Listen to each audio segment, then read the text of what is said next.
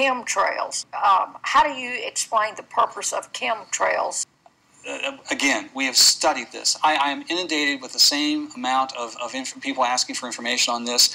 I certainly want to get to the root of these things, and I think I've proven that if I find it to be true, I say so and go after it.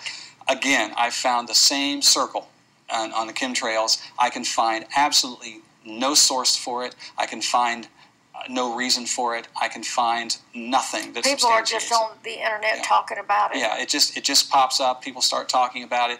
I'll tell you my suspicions on this, and with both of these issues and some other issues.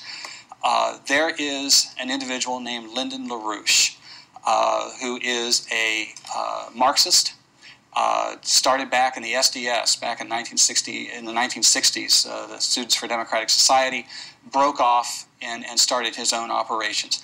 Lyndon LaRouche, his purpose, and I've studied him for 30 years, his purpose is to discredit our movement by picking up issues in our movement. I'm talking about conservative movement.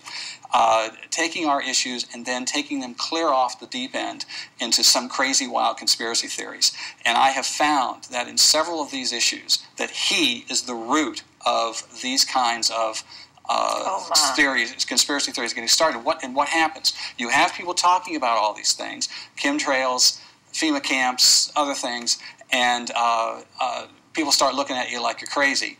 And they have succeeded in discrediting our movement. And when I've tried to explain the subtlety of what he does here, people say, well, I understand LaRouche has some strange ideas, but he's right on this and that. No, he's not. He is doing it deliberately. He's a Marxist. His job is to discredit the freedom movement in this country and in the world.